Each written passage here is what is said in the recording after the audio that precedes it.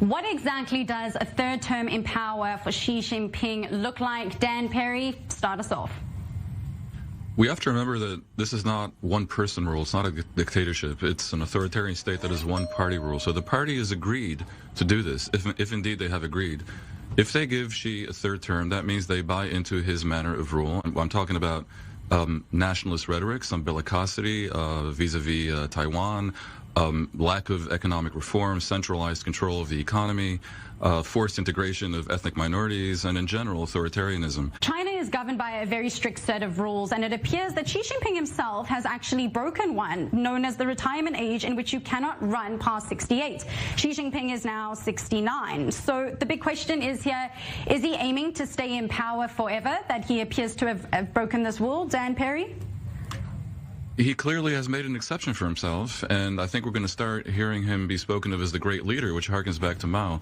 You're going to hear more and more of how he's the second coming of Mao, and maybe that can be a little bit flippant. No one thinks Xi is going to go mad with power the way Mao did, and also he couldn't probably get away with that in an era where even in China, information does sort of get around. So I'm not expecting another great leap forward, but I am expecting a highly centralized style of rule that is partly based on a managed personality cult, which will be somewhat reminiscent of Mao, especially in as much as he's going to be longer serving than any of his predecessors since Mao. Chinese Communist Party wants to have this kind of rule because they must calculate that there is some benefit, at least to themselves and possibly to the Chinese people. I would be interested in hearing my colleague in China talk about how this is a better system than what we have in the West.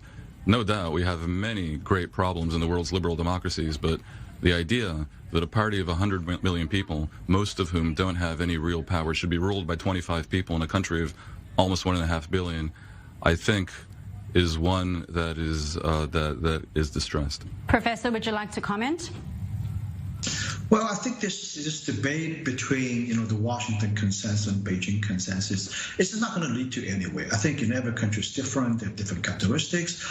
China has been ruled more or less the same way for many, many years. I mean, going back to thousands of years in history. And I think, there's something unique about the Chinese culture, Chinese tradition, and Chinese society that, has been pretty much accommodating to this political arrangement. Should the West celebrate or be concerned about a continued rule under Xi Jinping? Dan Perry, I'd like you to begin. I think the West is right to be concerned because he's taking China down a path that is potentially confrontational in a variety of ways, most primarily in the case of Taiwan. If China decides to force the issue in Taiwan, that has potential for a conflagration that is global that would make Ukraine look like a polite disagreement. China has said that this is a renegade province and sees the ultimate Chinese dream of reunifying the mainland with the island. But what does reunification mean? Are we talking peaceful terms or are we talking a forceful invasion? I have to say, there is not one group of people on the planet that is going to be wishing to be ruled by the Chinese Communist Party. I strongly doubt that the Chinese people themselves on the mainland wish to be ruled by the Chinese Communist Party. If China mainland were ruled in a different way, by in any nature of a democracy, then it's very likely the people of Taiwan/Formosa would actually want to reunify. Given that we're talking about a one-party dictatorship, it could only be forceful. I frankly doubt China would invade. I think they'll rattle the saber, but if they do, it'll be ugly, and the West will be facing a very major task. Carice, I see you shaking your head. Are they rattling the saber? No, that I'm shaking my head about the idea that the Chinese people don't want to be ruled by the Communist Party. I think that is, I really disagree.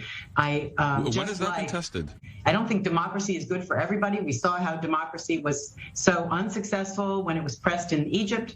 Countries need a whole cultural construct to internalize democracy. Just because the Jews happen to be born to it doesn't mean that everybody is. Why would democracy work in Taiwan, which you seem to concede, and not work in China?